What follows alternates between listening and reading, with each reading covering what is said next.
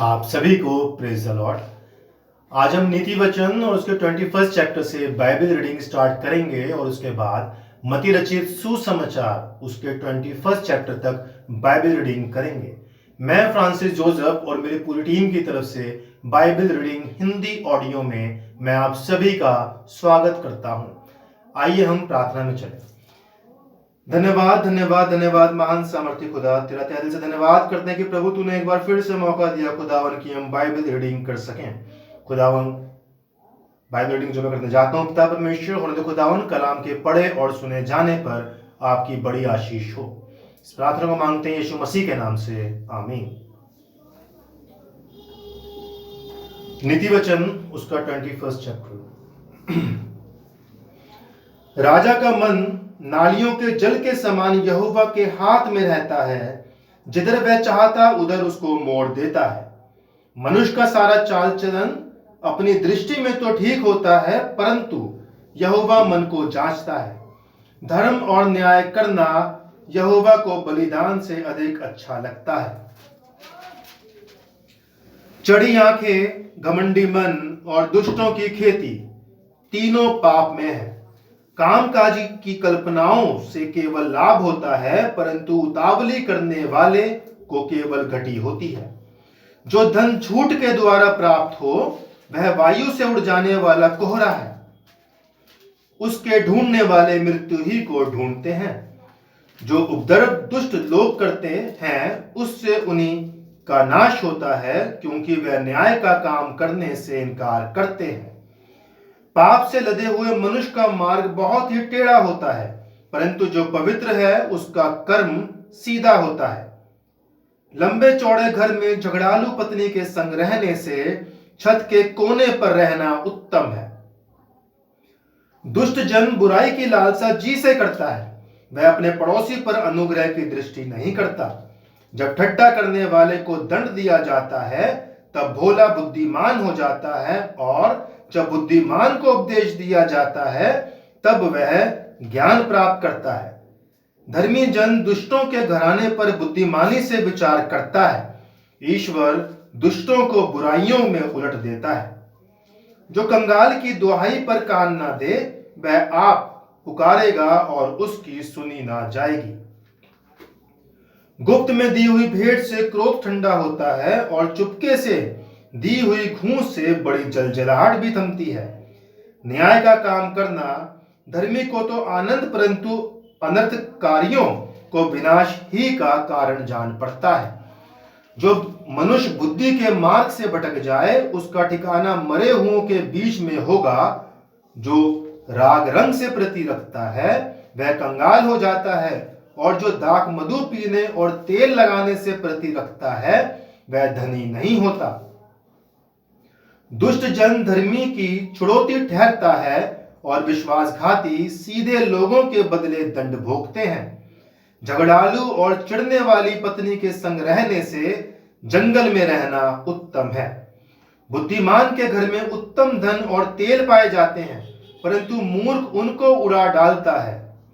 जो धर्म और कृपा का पीछा करता है वह जीवन, धर्म और महिमा भी पाता है। बुद्धिमान शूरवीरों के नगर पर चढ़कर उनके बल को जिस पर वह भरोसा करते हैं नष्ट करता है। जो अपने मुंह को वश में रखता वह अपने प्राण को विपत्तियों से बचाता है। जो अभिमान से रोष में आकर काम करता है उसका नाम अभिमानी और अहंकारी ठट्ठा करने वाला पड़ता है। आलसी अपनी लालसा ही में मर जाता है, क्योंकि उसके हाथ काम करने से इनकार करते हैं।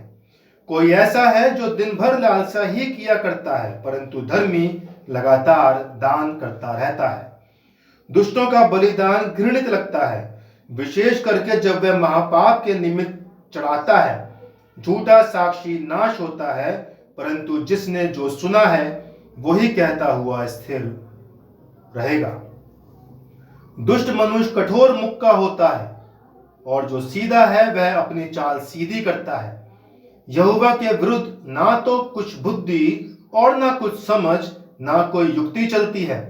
युद्ध के दिन के लिए घोड़ा तैयार तो होता है, परंतु जय यहोवा ही से मिलती है। मत्ती रचित सुसमाचार उसका 21 चैप्टर। जब वे यरूशलेम के निकट पहुंचे और जैतून पहाड़ पर बैतफके के पास आए तो यीशु ने 2 चेलों को ये कहकर भेजा, सामने के गांव में जाओ। वहां पहुंचते ही एक गदही बंधी हुई और उसके साथ बच्चा तुम्हें मिलेगा। उन्हें खोलकर मेरे पास ले आओ। यदि तुमसे कोई कुछ कहे तो कहना कि प्रभु को इनका प्रयोजन है, तब वह तुरंत उन्हें भेज देगा। यह इसलिए हुआ कि जो वचन भविष्यद्वक्ताओं के द्वारा कहा गया था वह पूरा हो। सिय्योन की बेटी से कहो, देख तेरा राजा तेरे पास आता है, वह नम्र है और गधे पर बैठा है, वरन लादू के बच्चे पर। चेलों ने जाकर जैसा यीशु ने उनसे कहा था वैसा ही किया और गधी और बच्चे को लाकर उन पर अपने कपड़े डाले और वह उन पर बैठ गया। तब बहुत से लोगों ने अपने कपड़े मार्ग में बिछाए और अन्य लोगों ने पेड़ों से डालियां काटकर मार्ग में बिछाई। जो भीड़ आगे आगे जाती और पीछे पीछे चली आती थी, पुकार पुकार कर कहती थी, दाऊद के संतान को होशन्ना। धन्य है वह जो प्रभु के नाम से आता है, आकाश में होशन्ना। जब उसने यरूशलेम में प्रवेश किया तो सारे नगर में हलचल मच गई और लोग कहने लगे, ये कौन है? लोगों ने कहा, ये गलील के नासरत का भविष्यद्वक्ता यीशु है।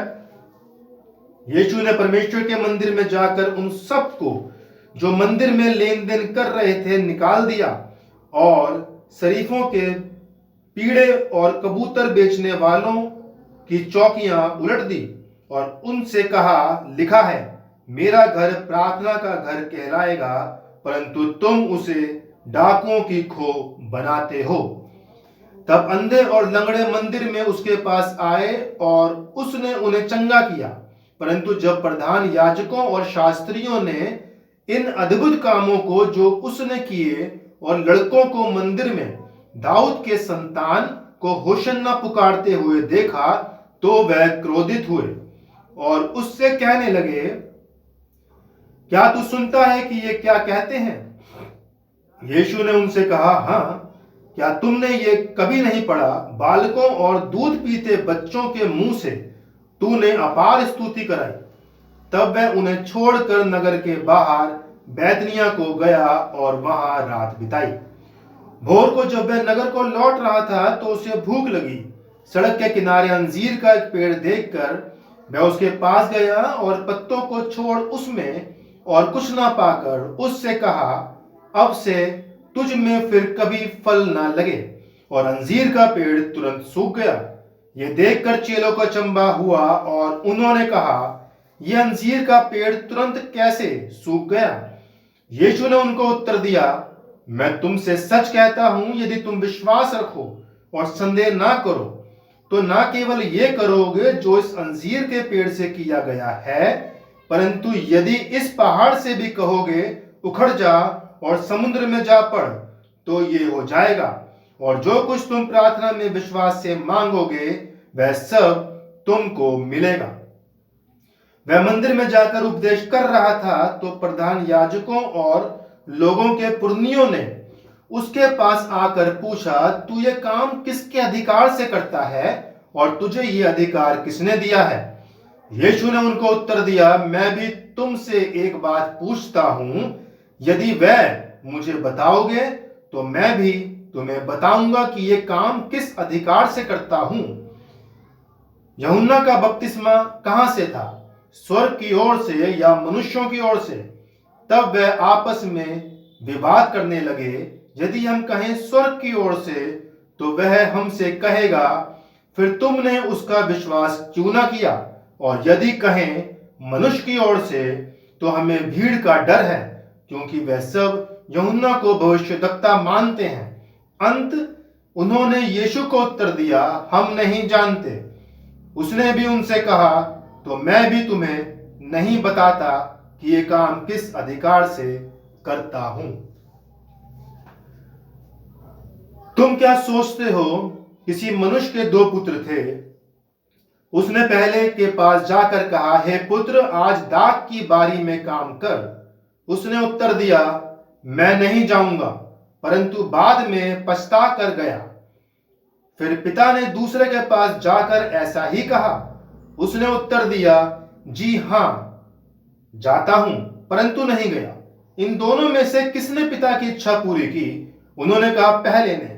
यीशु ने उनसे कहा, मैं तुमसे सच कहता हूं कि महसूल लेने वाले और वेश्या तुमसे पहले परमेश्वर के राज्य में प्रवेश करते हैं। क्योंकि यूहन्ना धर्म का मार्ग दर्शाते हुए तुम्हारे पास आया और तुमने उसका विश्वास ना किया, पर महसूल लेने वालों और वेश्याओं ने उसका विश्वास किया, और तुम ये देखकर बाद में भी ना पछताए कि उसका विश्वास कर लेते। एक और दृष्टांत सुनो। एक गृहस्वामी था जिसने दाख की बारी लगाई, उसके चारों ओर बाड़ा बांधा, उसमें रस का कुंड खोदा और गुम्मट बनाया, और किसानों को उसका ठेका देकर परदेश चला गया। जब फल का समय निकट आया तो उसने अपने दासों को उसका फल लेने के लिए किसानों के पास भेजा, पर किसानों ने उसके दासों को पकड़ के किसी को पीटा और किसी को मार डाला और किसी पर पथराव किया।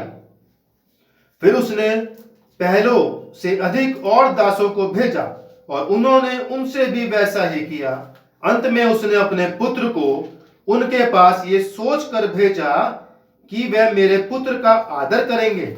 परंतु किसानों ने पुत्र को देखकर आपस में कहा, ये तो वारिस है, आओ इसे मार डालें और इसकी मिरास ले लें। अंत उन्होंने उसे पकड़ा और दाख की बारी से बाहर निकाल कर मार डाला। इसलिए जब दाख की बारी का स्वामी आएगा तो उन किसानों के साथ क्या करेगा? उन्होंने उससे कहा, वह उन बुरे लोगों को बुरी रीति से नष्ट करेगा और दाख की बारी का ठेका दूसरे किसानों को देगा, जो समय पर उसे फल दिया करेंगे। यीशु ने उनसे कहा, क्या तुमने कभी पवित्र शास्त्र में ये नहीं पढ़ा, जिस पत्थर को राजमिस्त्रियों ने निकम्मा ठहराया था, वही कोने के सिरे का पत्थर हो गया। ये प्रभु की ओर से हुआ और हमारी दृष्टि में अद्भुत है। इसलिए मैं तुमसे कहता हूं कि परमेश्वर का राज्य तुमसे ले लिया जाएगा और ऐसी जाति को जो उसका फल लाए दिया जाएगा। जो इस पत्थर पर गिरेगा वह चकनाचूर हो जाएगा और जिस पर वह गिरेगा उसको पीस डालेगा। प्रधान याजक और फरीसी उसके दृष्टांतों को सुनकर समझ गए कि वह उनके विषय में कहता है, और उन्होंने उसे पकड़ना चाहा, परंतु लोगों से डर गए क्योंकि वह उसे भविष्यद्वक्ता मानते थे। परमेश्वर अपने वचन के पढ़े और सुने जाने पर अपनी बड़ी आशीष दे। आइए हम प्रार्थना करें। धन्यवाद धन्यवाद धन्यवाद महान सामर्थ्य खुदा, तेरा तहे दिल से धन्यवाद करते हैं प्रभु, सुंदर वचन के लिए जो प्रभु जी आपने हमें दिया। प्रार्थना विनती करते हैं पिता परमेश्वर, जो ये वचन पढ़ा गया है, सुना गया है, उसके ऊपर पिता परमेश्वर आपकी आशीष है और ये वचन पिता परमेश्वर फलदायक हो। प्रभु जी प्रार्थना विनती करता हूँ खुदावन बाप आसमानी, खास तौर से यूक्रेन और रशिया के लिए पिता परमेश्वर, वहां जो पिता परमेश्वर युद्ध है, वो युद्ध खुदावन तेरे नाम में जल्द से जल्द खुदावन शांत हो और दोनों कंट्री में पिता परमेश्वर शांति हो और दोनों कंट्री में पिता परमेश्वर अमन का माहौल हो और पिता परमेश्वर पहले जैसी अस्त व्यवस्था खुदावन जैसे पहले थी दोबारा हो और आपसी रंजिश पिता परमेश्वर खत्म हो, मन मिटाव खत्म हो और पिता परमेश्वर जितने लोग बेघर हैं अपने घर तक पहुंचे, जितने पिता परमेश्वर लोग खुदावन बाप आसमानी मारे गए हैं उनके परिवार वालों को खुदावन शांति और सब्र दे। आए मेरे प्रभु, तूने हमको अब तक संभाला, जिंदों की जमीन पर जिंदा रखा, तेरा तहे दिल से धन्यवाद करते हैं मेरे खुदा। प्रार्थना विनती करते हैं बचे हुए पहर के लिए, आने वाले टाइम के लिए, वक्त के लिए खुदावन आप हम हमारे साथ जैसे अब है पिता परमेश्वर, हमेशा खुदावन हमारे साथ रहें। हर कमी घटी को खुदा आपने पूरा किया, तहे दिल से धन्यवाद करते हैं पिता परमेश्वर आपका। गरीब बच्चे, बुजुर्ग, गुर्बत, बीमार, बेरोजगार, जिनके पास खाने को रोटी नहीं, पहनने को कपड़ा नहीं, उन सबके साथ हो पिता परमेश्वर। हर किसी को खुदा उनकी जरूरत के मुताबिक तमाम चीजें दें और खास तौर से प्रभु जी उन यूक्रेन के प्रभु जी बेघर लोगों के लिए प्रभु जी प्रार्थना करता हूं, उनके साथ हो, बच्चों के साथ हो, जवानों के साथ हो खुदावन। वो किस तरह से सरवाइव कर रहे हैं प्रभु जी हम नहीं जानते, पर खुदावन तू देखने वाला है। तू रहम कर ए खुदा, रहम कर, अपने रहम की बारिश कर पिता परमेश्वर। इस प्रार्थना को मांगता हूं यीशु मसीह के नाम से, आमीन। परमेश्वर हम सब पर अनुग्रह करे और खुदा हम सबको आशीष दे। आप सभी को प्रेज द लॉर्ड।